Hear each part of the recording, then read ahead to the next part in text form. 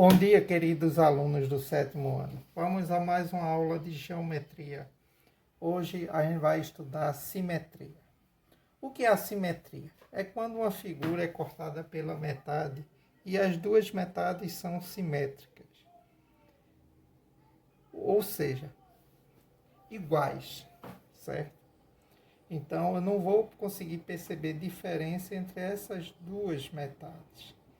Esta simetria pode ser em relação a um dos eixos do plano cartesiano. Por isso que a gente estudou o plano cartesiano nas aulas anteriores. Vamos a um exemplo de uma figura simétrica, certo? Então, em relação aos eixos do plano cartesiano. Pode ser em relação a um deles ou aos dois. Então, vamos supor que eu tenha esse plano cartesiano aqui, certo? O eixo X, o eixo Y. É aqui 0, 1, 2, 1, 2.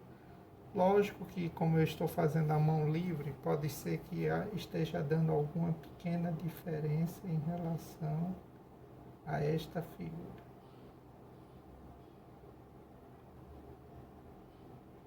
De tamanho. Mas se eu estivesse usando uma régua, nós vamos considerar que esses valores estejam corretos, certo? Na verdade,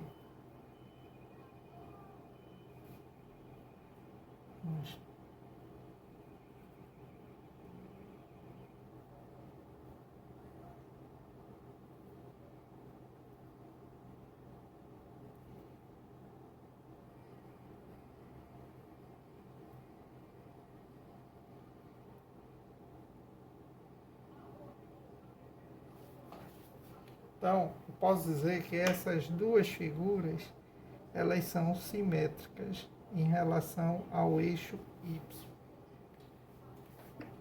Porque qual é o tamanho deste? É um quadrado de lado 2. E aqui também um quadrado de lado 2. E está ocupando exatamente a mesma posição. Então, eu posso dizer que este quadrado ele é simétrico a este, em relação ao eixo Y. Se eu construísse um outro aqui,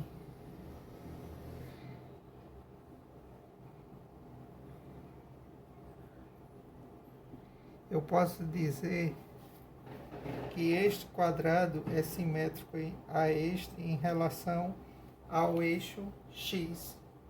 E eu ainda posso dizer uma outra coisa. Além da simetria em relação a um eixo, eu posso ter em relação à origem. Imaginando aqui, ó. Aqui é a origem do plano cartesiano. Este quadrado igual a este, ou seja, simétrico a este em relação à origem.